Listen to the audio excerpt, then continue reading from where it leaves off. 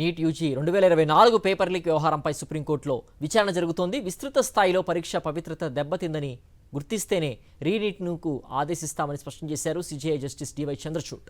Paper leak వ్యవస్థీకృతంగా మొత్తం పరీక్షనే ప్రభావితం చేసేలా జరిగిందని తేలితే రీటెస్ట్కు ఆదేశాలు జారీ చేస్తామన్నారు. అయితే నీట్ పేపర్ లీక్ ఒక సెంటర్కే పరిమితమైందని సుప్రీంకోర్టుకు తెలిపింది కేంద్రం. మాల్ ప్రాక్టీస్ జరగలేదని తేల్చిన ఐఐటి మద్రాస్ నివేదికను సమర్పించింది.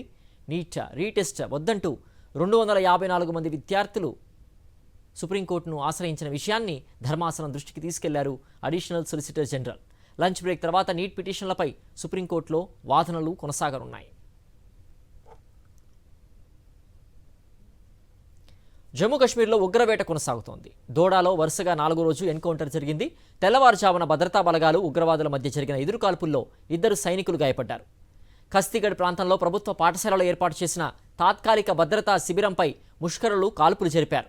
గంట సేపటికి పైగా ఎదురు కాల్పులు జరిగాయి. ఈ ఘటనలో 2 జవాన్లకు స్వల్ప గాయాలైనట్లుగా అధికారులు తెలిపారు.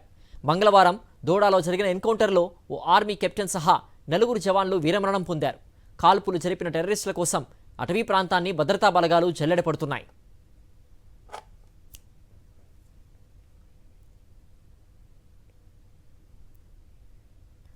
వివాదాస్పద ట్రైనీ ఐఏఎస్ పూజా కేత్కర్ తల్లి మనోరమ ఎట్టకేలకు అరెస్ట్ అయ్యారు. అక్రమంగా ఆయుధాలు కలిగి ఉన్నారన్న కేసులో ఆమెను అరెస్ట్ చేశారు పూణే పోలీసులు.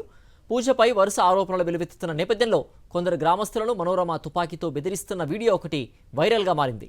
భూ వివాదంలో ఆమె రైతులను గన్తో బెదిరించినట్లు వెల్లడైంది. ఈ వ్యవహారంలో కేత్కర్ దంపతులతో పాటు మరో 5గురిపై కేసు నమోదైంది. అజ్ఞాతంలోకి వెళ్లిపోయిన పూజ కుటుంబం కోసం 3 ప్రత్యేక బృందాలతో గాలింపు చేపట్టారు పోలీసులు. చివరికి రాయ్గఢ్లోని ఓ లాడ్జ్ నుంచి అదుపులోకి తీసుకున్నారు. పూజ తండ్రి దిలీప్ కేట్కర్ పైన అవినీతి ఆరోపణలు ఉన్నాయి. ప్రభుత్వ అధికారిగా ఉన్న సమయంలో ఆయన 2 సార్లు సస్పెండ్ గురయ్యారు.